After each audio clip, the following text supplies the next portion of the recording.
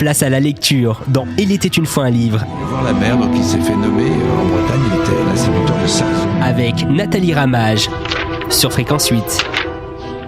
Bonjour à toutes et à tous.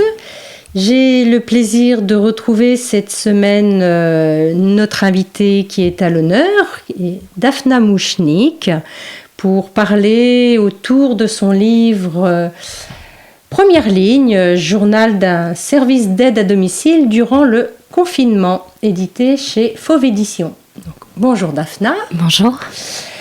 Donc, il y a une petite chose que je n'ai pas précisée depuis le début de la semaine, c'est que votre livre est préfacé par Myriam El Khomri, qui a été ministre du Travail sous François Hollande. Pourquoi ? Les hasards de la vie ? Alors, pas du tout. En fait, Myriam El Khomri, l'année dernière, a été missionnée par le ministre de la Santé, Agnès Buzyn, pour réaliser un rapport sur l'attractivité des métiers du grand âge. Et ça a été, je crois, une découverte pour Myriam El Khomri, qui ne connaissait pas du tout notre univers. Et je ne sais pas si on peut dire les choses comme ça, mais bon, qui est tombée en amour sur ces métiers de compassion, d'humanité, d'intelligence du cœur. Enfin voilà, elle a découvert, je crois, à travers ce rapport qu'elle a mené, un métier qui l'a touchée, je crois, vraiment sincèrement. Je trouve qu'elle a fait ce rapport avec beaucoup d'intelligence et de sensibilité parce qu'elle a constitué une équipe de gens composés d'aides-soignantes, d'auxiliaires de vie, d'infirmières, Donc elle a été piochée comme ça des gens qui faisaient tous les jours pour essayer de comprendre et de rentrer le plus vite possible dans la réalité de ces métiers du grand âge. Et elle a donc rendu son rapport il y a quelques mois maintenant, avant même qu'on se retrouve plongé dans cette terrible tempête Covid. Et elle est tombée toujours juste dans les propositions qu'elle porte dans ce rapport. Et je crois qu'elle est restée, elle aussi, très engagée pour le secteur. Enfin, c'est pas je crois, j'ai pu constater. Et elle m'a beaucoup touchée. Et donc, quand je terminais le livre, dans l'urgence, j'ai écrit ce livre dans l'urgence.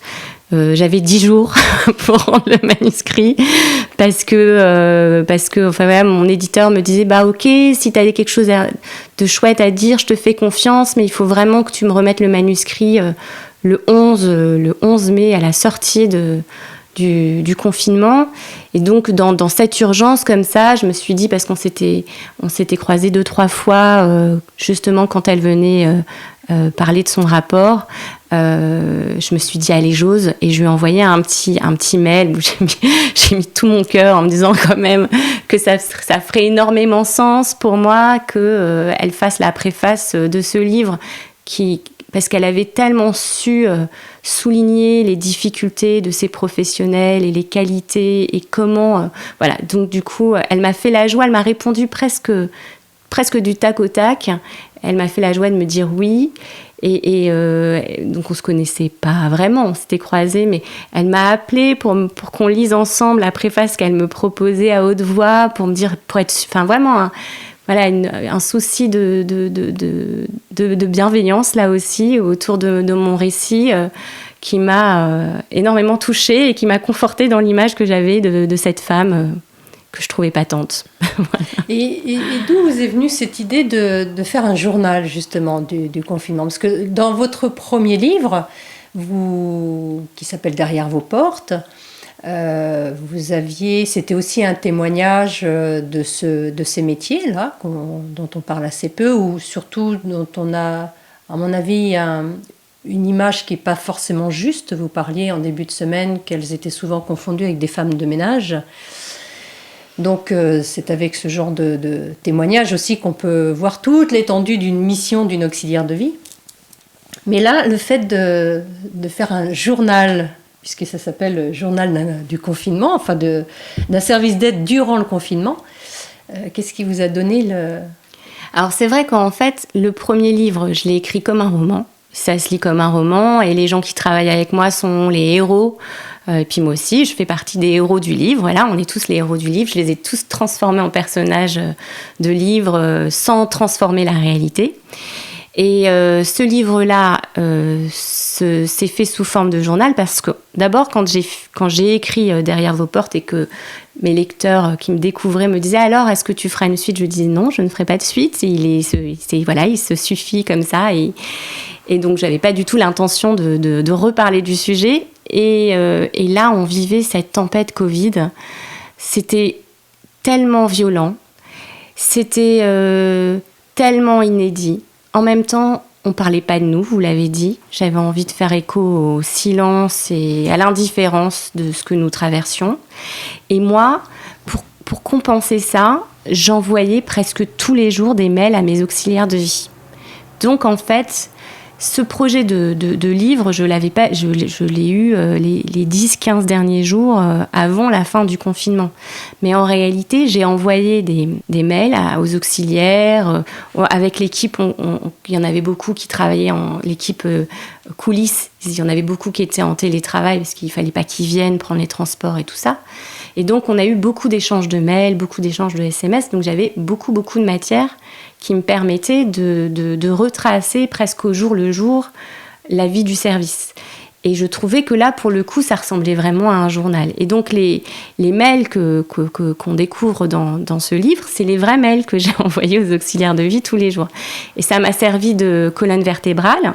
Et autour de ces mails, je raconte la vie des gens, la vie des auxiliaires, toutes les anecdotes du quotidien qu'on ne retrouve pas dans les mails, parce que les mails, c'est très formel. Je dis qu'elles tiennent bon, que je cherche des masques, que j'en ai pas encore trouvé, mais que la ville de Paris me vient en aide. Enfin voilà, j'essaye de leur dire qu'on se démène, qu'on se décarcasse. Que vous êtes là, quoi. Voilà, parce que je me dis, elles sont toutes seules, avec leur peur, chez les gens, des gens qui ont peur aussi, couvrent la porte, couvrent pas la porte, des gens qui veulent plus qu'elle parte, des gens qui veulent pas qu'elle rentre.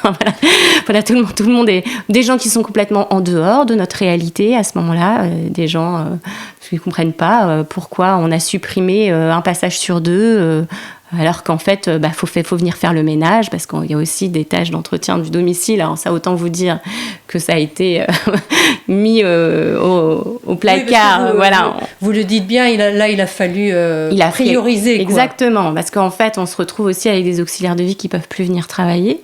Donc, il manquait une trentaine d'auxiliaires de vie sur l'équipe.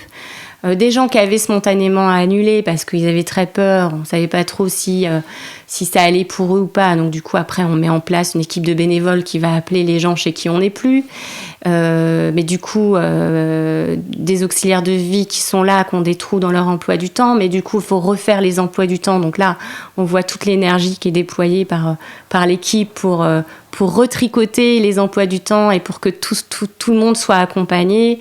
Voilà, des gens qu'on ne connaît pas qui nous sont confiés parce que la famille ne peut pas venir, parce que la personne qui payait en chèque emploi-service ne vient plus. Et donc, du coup, on découvre des gens qu'on ne connaît pas. Et puis, très vite... des malades aussi. Des gens qui nous sont confiés. Alors là, c'est terrible, parce que des gens qui nous sont confiés par l'hôpital, les assistantes sociales de l'hôpital qui nous appellent pour nous demander si on peut accompagner des gens qui sont sortis d'affaires, mais qui sont toujours contagieux. Alors que nous-mêmes, on n'a pas ce qu'il faut. Du fameux virus. Voilà, du fameux virus.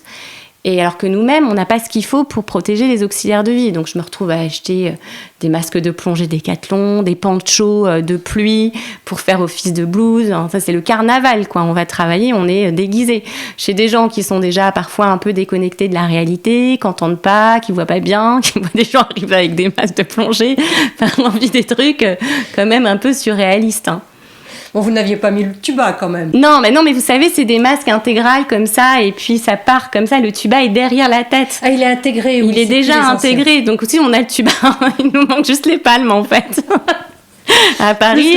Plus la surblouse, effectivement, vous ne deviez pas passer inaperçu dans les rues de Paris. Oui. On ne les portait pas dans les rues de Paris, parce que la chance qu'on avait, c'était que les rues étaient désertes. Et finalement, ça a été presque plus compliqué à la sortie ça je le raconte pas parce que le livre s'arrête, clap comme un couperet. Le 10 mai. Le 10 mai. Et donc on sait pas ce qui se passe après. Mais finalement, c'est presque plus difficile ce qui se passe après, parce que c'est encore plus compliqué de prendre les transports, c'est encore plus tout devient plus compliqué en réalité quand le pays se remet à vivre, que quand on a les rues désertes, les transports déserts, enfin voilà.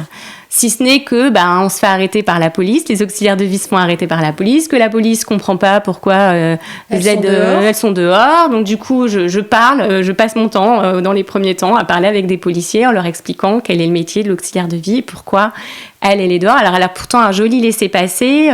La ville nous a même fait un beau logo de la mairie de Paris pour vraiment qu'on voit qu'elles vont chez des gens fragiles, mais même comme ça, je suis appelée, il y a des amendes qui sont distribuées, 130 € d'amende quand même. Hein, ah oui, il y en a eu aussi. Il y a eu après, bien évidemment, j'ai récupéré toutes les amendes, on a tout contesté, on n'a pas eu à payer les amendes, mais rien que d'avoir à passer du temps à faire sauter les amendes, c'était pas très chouette, quoi, par rapport à ce qu'on vivait. Oui, puis par rapport à votre énergie, vous pouviez la mettre ailleurs. Il y avait où la mettre ailleurs. C'est ça. Il y avait de quoi largement. Mais même, j'ai envie de vous dire, l'énergie qu'on a déployée pour trouver des masques, et là aussi, on aurait pu la mettre ailleurs. Et quand on demande aux pharmaciens de distribuer les masques pour les services d'aide à domicile, j'ai trouvé ça vraiment pas sympa pour les pharmaciens qui déjà avaient à gérer toute l'angoisse de la population, qui déjà avaient à gérer des gens qui venaient demander des masques et qui pouvaient pas... Enfin voilà.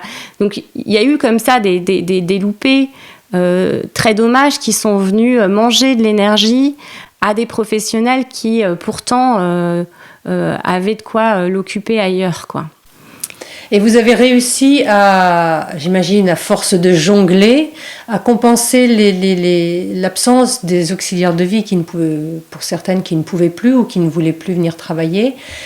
Par rapport à la charge de travail, vous avez quand même réussi à satisfaire sur le fil comme ça un petit peu tout le monde. Oui, parce qu'on a dit on y va. On ira, peut-être qu'on fera pas à l'heure complète. Peut-être qu'on fera pas le temps qui est prévu, peut-être qu'on viendra pas à l'horaire attendu, mais on va y aller, on va s'assurer que tout va bien. Et quand je vous parlais d'indulgence, les gens ont eu les familles ont eu cette indulgence-là. Et aussi, on s'est retrouvés en pleine tempête Covid à recruter des auxiliaires de vie. Et donc, il y a des auxiliaires de vie qui, je sais pas ce qu'elles faisaient pour être disponibles, mais très certainement auraient pu attendre la fin de cette tempête pour reprendre le travail. Et il y a des gens qui se sont engagés à nos côtés, peut-être au pire moment de l'histoire d'un service d'aide à domicile. Et ça, j'ai trouvé ça épatant. Et ça n'a pas été... C'est justement parce que c'était le pire moment d'un service à domicile qu'il y a peut-être que ça a fait naître toute cette solidarité aussi. Oui, je pense qu'on a tous besoin de sens dans ce qu'on fait quand même, de se dire qu'on a été... Moi, il y a une chanson, alors les chansons sont présentes dans mon récit tout le temps, parce que je trouve que c'est magique, une chanson, en 2-3 minutes, on arrive à transmettre une émotion, une histoire et tout ça. Et il y a une chanson dont je ne parle pas dans le livre, je ne sais pas pourquoi, pourtant je l'ai eu en tête souvent, c'est la chanson de Goldman, « Et si j'étais née en 17 ?» Et il se pose la question de quel homme il aurait été et tout ça. Bon, alors, bien heureusement, on n'a pas eu à vivre le cauchemar d'une Seconde Guerre mondiale épouvantable avec un génocide, etc. Loin de moi l'idée de comparer quelque chose. Mais voilà, il y a la personne qu'on a envie d'être dans des moments comme ça historiques, et puis il y a la personne qu'on est face à nos peurs, face à la réalité. Voilà, on fait comme on peut. On n'est pas le héros ou l'héroïne qu'on aimerait être. Et ben moi, quand même, j'étais contente de constater que on s'y approchait quand même pas mal. C'est-à-dire que, voilà, on n'était pas des surhommes, des surfemmes, mais quand même l'équipe qui m'entourait, moi, mes filles aussi qui me donnent un sacré coup de main, enfin voilà, on essaye quand même d'être au plus proche d'être à la hauteur de ce qu'on aimerait. Du défi du moment, parce que c'était une situation très inédite, sans référence. Donc là, il a fallu avoir beaucoup d'imagination. Vous avez, je crois, beaucoup pioché dans le vivier amical, familial. J'ai embarqué tout le monde. Je parlais de l'équipe de bénévoles. Ça a été d'abord la famille, les amis qui s'y sont collés. Puis après, c'est toujours magique en fait, parce que ça commence toujours par un cercle qu'on connaît. Et puis à un moment donné, le cercle s'élargit et on rencontre des gens qu'on ne connaissait pas, tout aussi merveilleux que les gens qu'on a sollicités. Voilà, donc bon. Alors après, après, je parle de beaucoup des gens, de l'admiration que j'ai pour les gens que je rencontre comme ça. Je raconte aussi tout le moche que je croise. Je m'en moque aussi. Je me moque de gens qui n'ont pas été sympas, qui ont été durs. Parce que la vie, elle est aussi faite de ces personnes-là. Donc je veux pas vous faire croire qu'en lisant mon livre, on est dans le monde des bisounours. On a vraiment tout un tas de personnalités et d'individus aussi riches que peut nous l'offrir la société. Et oui, et quelque chose qui me semblait vraiment important, c'est que assez rapidement, donc on voit les horreurs à la télé. J'ai pas la télé, mais du coup ça m'est raconté de gens qui meurent. Finalement, on se rend compte qu'il y a des gens jeunes qui sont atteints. Alors moi, du coup, je me dis, oh là, j'ai envoyé ma fille au domicile de gens, peut-être que je la mets en danger. Alors je lui en reparle, mais au-delà de mes enfants et tout ça, je me dis, mais moi, je veux pas que les auxiliaires de vie se sentent obligés d'aller travailler. Je veux pas me dire que s'il y en a une qui est gravement malade et qui en meurt, c'est parce que je l'aurais sommé d'aller travailler. Et donc, j'envoie un message à un moment donné qu'on découvre dans le livre où je dis à tout le monde que chacun fait comme il le sent et que personne ne sera jugé si il décide de ne pas aller travailler. Et vraiment, ça, c'était quelque chose de très important pour moi. Et en fait, finalement, ce que je trouve assez incroyable, c'est que même comme ça, elles sont plus présentes qu'absentes. Même avec cette liberté que je leur donne, où on dit on va trouver des solutions pour la rémunération. Si vous venez pas travailler, je vais pas pouvoir vous payer, donc on va trouver des solutions pour que vous ayez quand même un revenu. Oui, mais quand on sent que la directrice, elle est aussi investie, aussi engagée et aussi protectrice avec ses auxiliaires de vie, je pense que plus on sent la hiérarchie, parce que par rapport à elle, dire le directeur, la directrice, c'est la hiérarchie, plus on sent la hiérarchie derrière vous, et plus on a envie de se donner aussi. Je pense que c'est un échange quelque part, quoi. Si elles sentent que vous êtes vraiment avec elles, que vous les portez, que vous êtes là au bout du mail et que vous les encouragez autant que faire se peut, je veux dire, je pense que oui, c'est vrai qu'elles le sentent et ça donne une force pour y aller quand même, quoi. C'est vrai qu'elles nous l'ont dit, en tout cas. Je ne sais pas si c'est moi, la directrice, mais en tout cas, c'est toute cette équipe qui se débrouille pour que les locaux soient ouverts, pour que les auxiliaires de vie puissent venir à tout moment, prendre un café, s'asseoir, souffler, trouver quelqu'un en cas de difficulté. L'idée, c'était vraiment que le lieu de l'agence, les 2 lieux d'agence soient ouverts pour elles, qu'elles aient un lieu à elles en dehors du domicile des personnes. Et c'est vrai que... Mais en même temps, comment faire autrement, en réalité ? Il n'y a pas... Oui, je pense que ça tient aussi beaucoup à la personnalité de la directrice ou du directeur, si c'est un homme, enfin ça...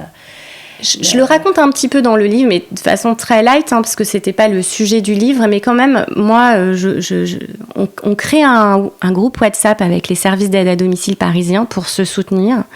Et globalement, je vois des équipes de direction, des responsables de secteur qui sont dans le même esprit, qui sont là, qui se bougent, et du coup on se met à échanger nos tuyaux. Mais moi j'ai trouvé des masques lavables, est-ce que tu veux que je t'en prenne ? Mais oui, mais prends-en 200, et moi je t'en prends 100, et moi j'ai trouvé du gel, et je vais faire la route, voilà. Et donc moi je trouve que vraiment cette crise sanitaire, elle a révélé et elle m'a confortée dans quelque chose que je savais déjà, que ces professionnels-là étaient incroyables. Et d'ailleurs pour arriver quand même à faire le boulot qu'ils font dans les moyens qui sont les leurs, de toute façon, il faut l'être. Et donc voilà, je ne crois pas que ce soit quelque chose de singulier à mon équipe. Je crois que c'est vraiment quelque chose de propre à ce secteur. À ce secteur d'activité. Dont je rappelle le titre du livre, Première ligne, journal d'un service d'aide à domicile durant le confinement. Donc, comme hier et avant-hier, on va laisser place à la jolie voix de votre fille pour introduire mes lectures. Et nous, on se retrouve demain, puisqu'il nous reste encore 2 jours à passer ensemble. On se retrouve demain pour la suite de cette explication de texte. À demain. À demain. Quand on n'a que l'amour à offrir en prière pour les maux de la terre, en simple troubadour.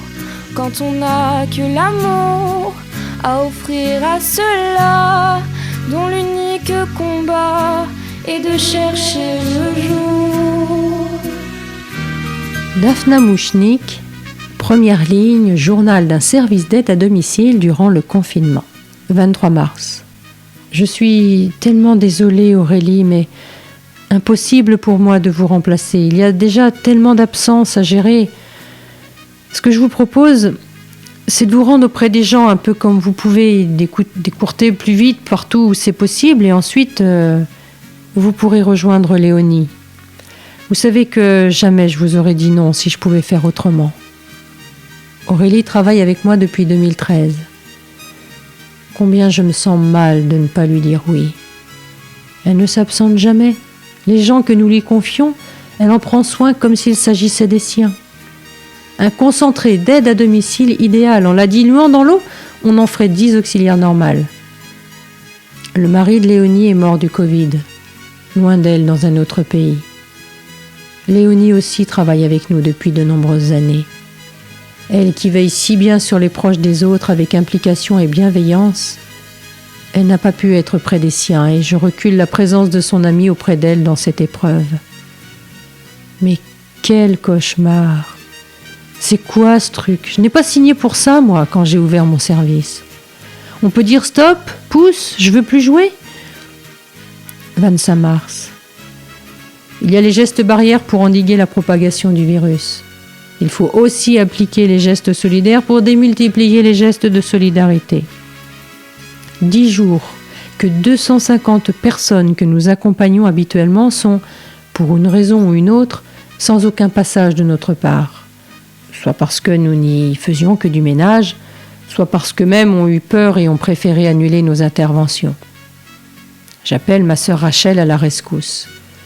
Mon entreprise, elle connaît par cœur pour y avoir bossé des années. À la naissance de leur fille, elle et son mari ont créé Poppy et Arlette, un concept vendu au restaurant permettant aux petits et aux grands de bruncher en famille. Alors forcément là, tout est à l'arrêt. C'est tous leurs rêves, leurs projets qui sont comme entre parenthèses. Mais si, petite sœur, ce n'est qu'une parenthèse, courage. Rachel, tu veux bien coordonner une équipe de bénévoles ?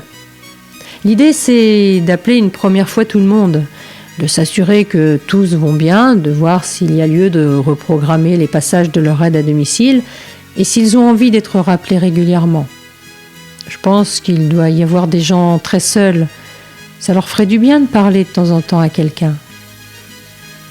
Pas de problème, mais t'as les bénévoles ? Alors, il y a mon copain Dominique qui m'a dit que si j'avais besoin d'aide, je pouvais compter sur lui. Place à la lecture dans Il était une fois un livre. Voir la mer, donc il s'est fait nommer en Bretagne, il était l'instituteur de ça. Avec Nathalie Ramage sur Fréquence 8.